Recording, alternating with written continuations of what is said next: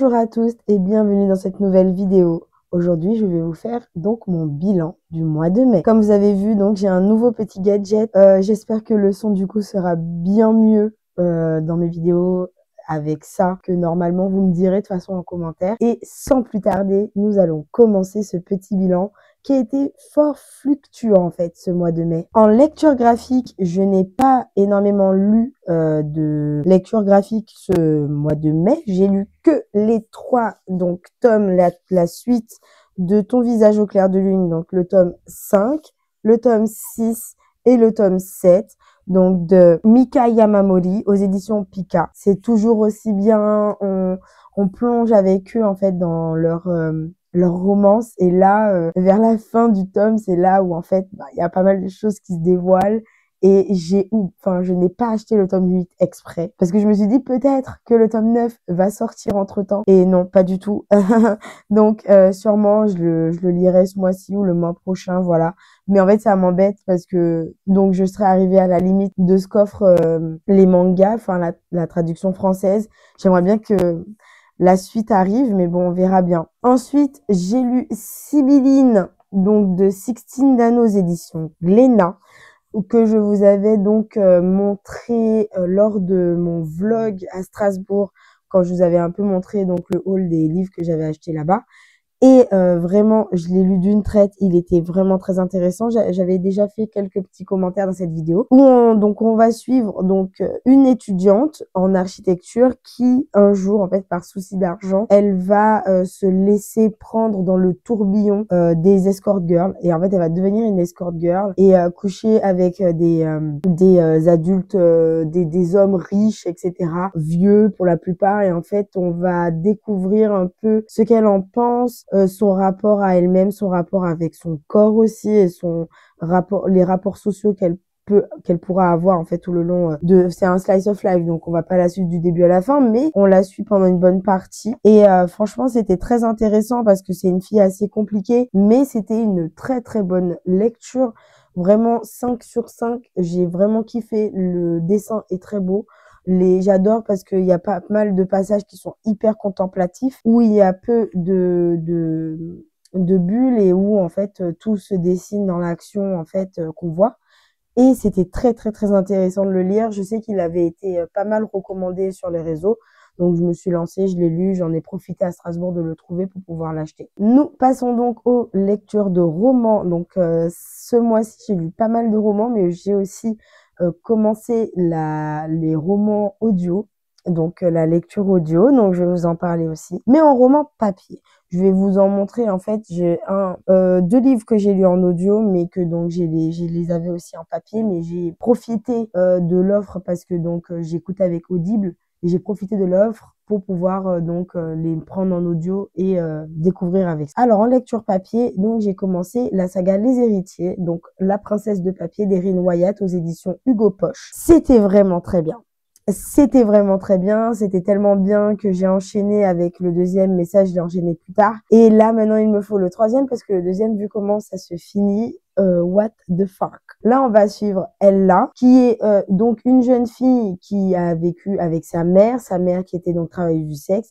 Elle était gogo danseuse, je crois. Elle a eu une vie très trépidante, on va dire. Elle bougeait de ville en ville, etc.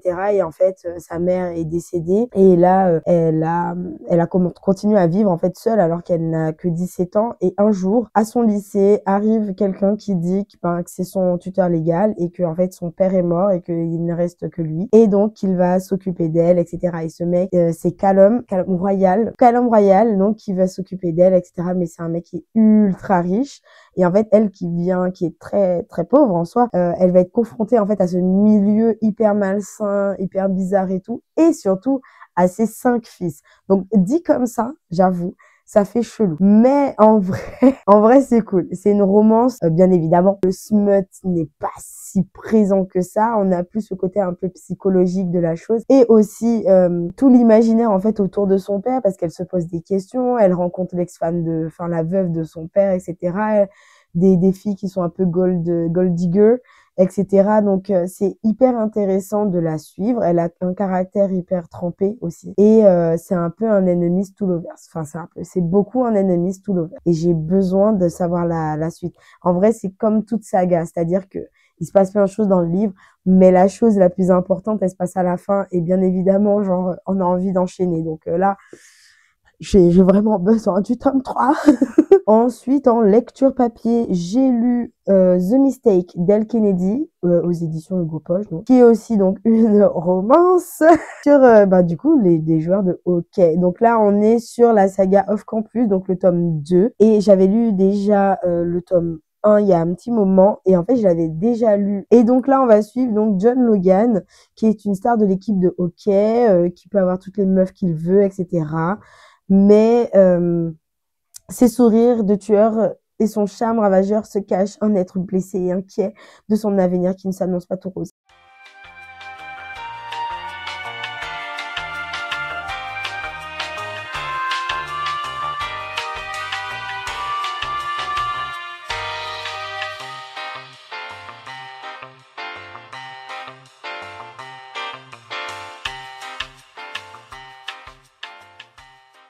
Et c'est surtout qu'en fait, ça démarre du mauvais pied parce qu'en fait, John va lui faire quelque chose et Grace, elle a rien vécu.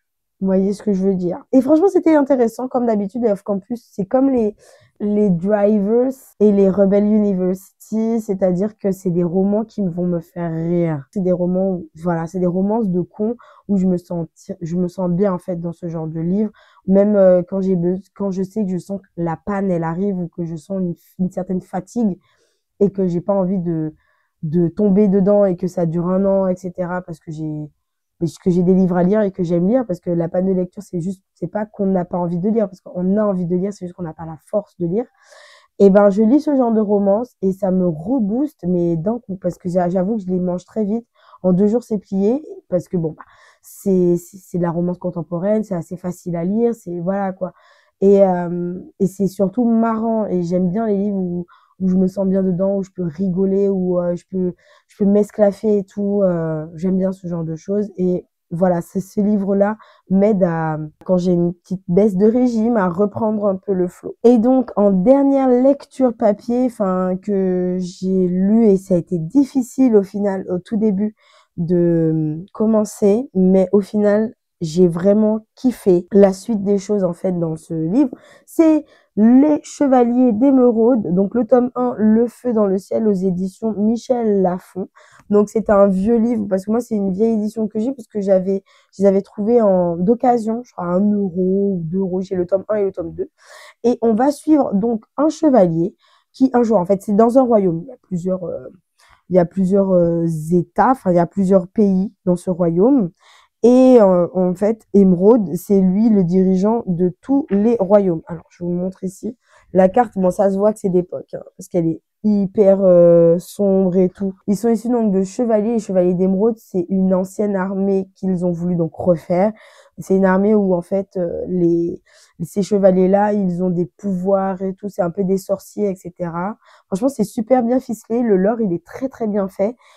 On voyage vraiment dans chaque contrée, parce qu'en fait, il va se passer quelque chose. C'est-à-dire que là, il y a la reine de Chola, la reine de Chola, en fait, qui va un jour débarquer. Elle va ramener un enfant. C'est son enfant qui a la peau violette, etc. Et en fait, elle va le donner au roi Émeraude. Enfin, elle va la donner au roi Émeraude en lui disant, voilà, je sais que tu as ton armée et tout, et que tu formes des chevaliers dès l'enfance. Elle lui donne cet enfant en lui disant, voilà, je sais elle a des pouvoirs, enfin voilà, bref, elle abandonne le gosse là, enfin elle le laisse là. Et en fait, elle rentre chez elle. Et 2 jours plus tard, ou quelques jours plus tard, peut-être une semaine, il se passe quelque chose de dramatique en fait à Chola, où du coup, cette dite reine se fait tuer, se fait assassiner. Et lui, donc le protagoniste principal, est Wellan, qui est tombé en fait amoureux d'elle, va se sentir concerné par la cause. En fait, elle va lui annoncer quelque chose qui sera donc décisif pour la suite de l'histoire. À savoir que les chevaliers, en plus, eux tous ont un lien très fort, et en fait, dans les pensées. Enfin, ils connaissent leurs pensées, donc il est obligé d'ériger des barrières pour ne pas qu'ils le lisent. Et en fait, le mal approche. Donc le mal, c'est l'empereur noir à Macaret qui refait surface. Et pourquoi refait-il surface? Ça, vous le saurez si vous lisez le livre. Et franchement, c'est vraiment bien fait, l'espèce d'apocalypse qui est prête à arriver. Et surtout, à la fin du livre, le fait que, bah, en fait, c'est pas terminé. Il y a 2 tomes, donc je crois que c'est une duologie, si je ne me trompe pas. Et j'ai pas encore lu le 2e tome, mais je le lirai sûrement pendant les vacances et tout, tranquillement. Et donc, je vais vous parler donc des lectures audio. J'ai fait 3 lectures audio ce mois-ci, dont 2 que j'ai en papier. Toutes ces fautes de Andrea Mara aux éditions Point, où on va suivre donc une femme qui un jour va récupérer son fils chez une amie, chez laquelle il devait passer l'après-midi avec le fils de cette amie, et elle va toquer à cette adresse, et en fait, ce n'est ni la femme, ni enfin il n'y a pas son fils, il y a personne en fait, c'est l'adresse de quelqu'un d'autre, et l'engrenage va donc commencer à fonctionner, c'est-à-dire que son fils s'est fait kidnapper, on ne sait pas il est où, etc., etc. Et en fait, il y a pas mal de secrets, pas mal de choses inavouées. Et ce livre était vraiment passionnant. C'est dommage parce que ça s'est fini assez rapidement en mon sens. On a passé beaucoup de temps à la recherche du gosse, ce qui est normal, mais au niveau de la timeline, il n'a pas disparu si longtemps. Donc bon, voilà. Mais c'était vraiment bien fait et la fin, je ne m'y attendais pas spécialement. Et donc la fin, je m'y attendais pas spécialement, mais par contre, j'avoue, j'ai été vraiment bien heureuse en fait que ça se finisse comme ça s'est fini, même si c'est assez cruel la manière dont les choses vont s'enchaîner, quoi. C'est vraiment assez triste. Mais j'ai vraiment aimé ma lecture et j'ai compris pourquoi ce livre, au final, avait suscité énormément d'engouement parce que pour des personnes qui ne connaissent pas le thriller, etc., et ni le thriller psychologique et tout, bah, c'est une belle entrée, ça se lit vachement vite, assez rapidement. Enfin, moi, je l'ai lu en audio et j'avais un peu peur et tout par rapport aux voix, etc., mais ça s'est quand même bien profilé, ça s'est quand même bien fait. On est vite immergé dans l'histoire et je trouve que c'est vraiment hyper intéressant aussi de faire cette expérience de la lecture audio. Après, je savais que j'aimais beaucoup ça, déjà de base, mais là, j'étais vraiment, vraiment dans l'histoire, quoi. L'autre lecture que j'ai fait, donc, en audio, qui a été, donc, en fait, je savais que j'avais acheté ce livre pour la couverture, donc, parce qu'il est très, très beau. Et c'est une dark romance, mais une dark romance. C'est-à-dire que là, je le dis dans mon bilan, mais je pense que, je sais pas si je ferai un post dessus, parce que, en fait, là, c'est vraiment très sale. Même moi, il m'a choqué ce livre et heureusement que je l'ai lu en audio parce que je me voyais mal le lire dans les transports et qu'on le lise par-dessus mon épaule à ce point. Et pourtant, j'en ai lu des choses, hein. Mais là, c'est un peu très dark. Donc, c'est Plonge avec moi. Le premier, donc le tome 1 qui est, je crois que c'est Peau contre peau. Il est magnifique. Aux éditions, donc Hugo Roman. C'est vraiment de la dark romance, hein, pour le coup. Vous fiez pas à la belle couverture, au serpent. Enfin oui, ça là, ça a un sens. Ça là, ça a un sens. La fleur aussi, ça a un sens. Mais ne vous fiez pas en fait à cette belle couverture. On va suivre donc Marjorie, une étudiante en psychologie, qui un jour, sa prof va lui proposer pour son stage de la faire en rentrer dans une espèce de confrérie où à l'intérieur il y a pas mal de personnes qui ont des déviances sexuelles. J'avoue, j'ai pas trop prêté attention à ça. Et en fait, il va s'avérer qu'elle va rentrer dans cette confrérie. Mais en fait, c'est très, très dangereux. C'est une confrérie très dangereuse. Il va même s'avérer que sa prof n'est pas celle qu'elle pense, que Marjorie pense qu'elle est. Elle va donc rencontrer Morgane, qu'elle avait déjà rencontrée auparavant, car Morgane est l'amie de son meilleur ami. Et en fait, Morgane n'est absolument pas ce qu'il prétend être. C'est-à-dire que déjà dans cette confrérie, les gars, il y a un truc. À un moment, ils disaient que ouais, en fait, ils avaient une espèce de domaine et dans ce domaine, il y avait tout ce qu'il fallait pour que ces personnes qui sont riches, en fait, ce sont pas des personnes lambda comme ça, quoi, qui rentrent là-dedans. C'est vraiment, tu rentres. C'est comme les clubs de riches. C'est-à-dire que toi, de toi-même, tu ne peux pas rentrer, tu dois être parrainé par quelqu'un.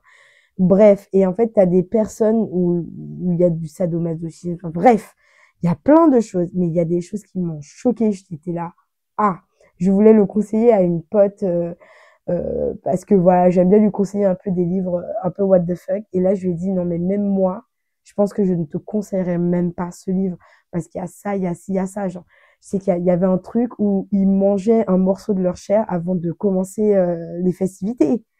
Oh, ça m'a dégoûtée. Et vraiment, c'est vraiment pour adultes, quoi. C'est pas, non, mais ça va. Non, non, parce que même moi, ça m'a choqué. Il y a beaucoup trop de trigger warning. La liste des trigger warning, c'est une page. Moi, j'ai lu, j'ai réussi. Et encore, c'est parce que c'est lecture audio. Parce que je pense que papier, je pense que je me serais arrêtée beaucoup de fois dans le livre pour faire des pauses. C'est pour un public averti. C'est pour des personnes qui savent, et même moi qui sait, qui comprend, qui a vu aussi, enfin, des choses, qui a lu aussi des choses. Enfin, voilà, je suis pas facilement choquable. Le livre m'a choqué.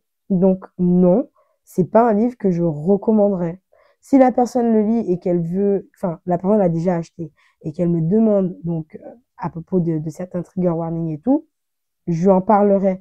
Mais non, c'est pas un livre que je vais recommander comme ça. Donc, je l'ai lu, j'ai apprécié ma lecture, mais non, je vais pas spécialement recommander vivement de lire ce livre. Et ma dernière lecture, donc audio, qui a été donc Lake Stone. Je vous mettrai une image parce que j'avoue, j'ai oublié l'auteur, autrice et la maison d'édition. Je sais plus chez qui c'est édité. Bref, on suit donc une fille qui a des problèmes familiaux.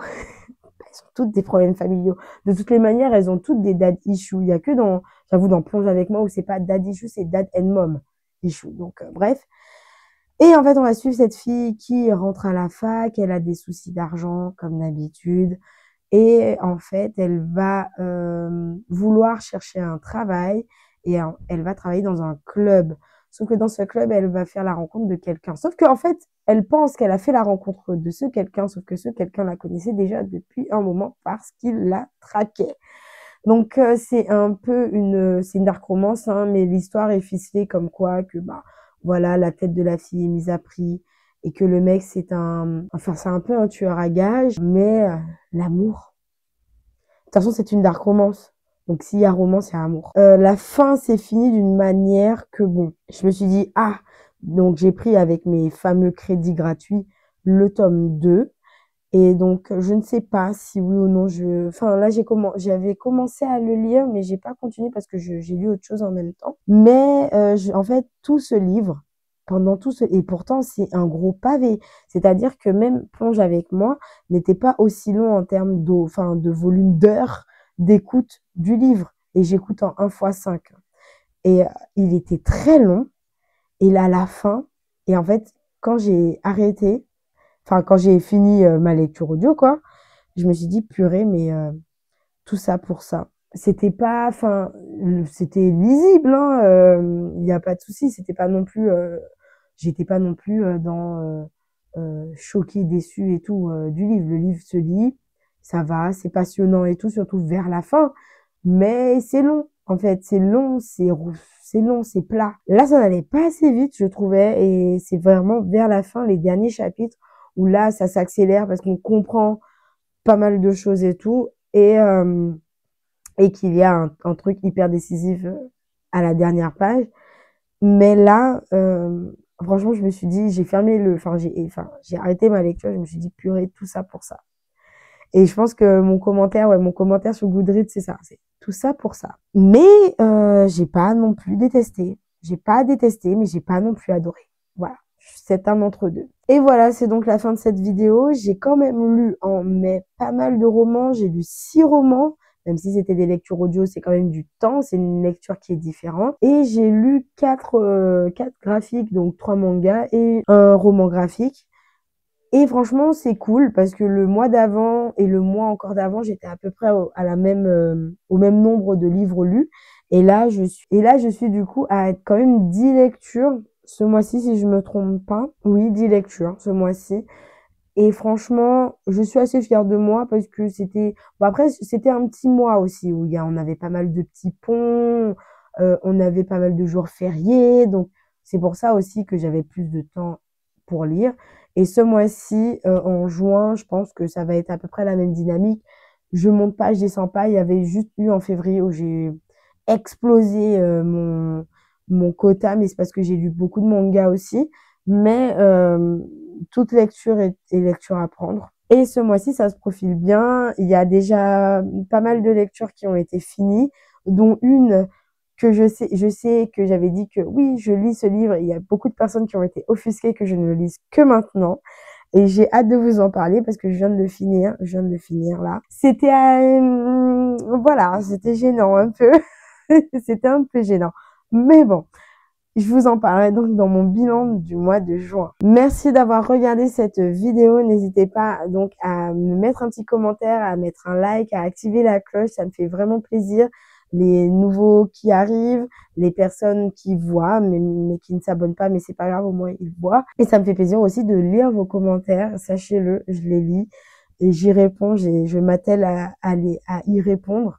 Même si c'est des emojis, même si c'est juste un like, voilà, je les vois, je les lis et ça me fait très plaisir. N'hésitez pas si vous savez pas quoi mettre dans les commentaires, un emoji pile à lire, parce qu'en fait je vide ma pile à lire là, parce que les livres que j'avais, la plupart, ils étaient déjà, enfin je ne les ai pas tous achetés euh, au mois de mai. Voilà, c'était des livres qui étaient déjà là, dont Le Chevalier d'Émeraude, qui est en plus dans le challenge, le Flower Boot Challenge, qui était donc une relique que je devais lire de ma pile à lire. Donc voilà, je sais même pas quand est-ce que finit le Flower Boot Challenge. Mais bon, encore une fois, merci à tous. Passez une excellente journée, soirée, matinée, tout ce que vous voulez au moment où vous regarderez cette vidéo. Ciao!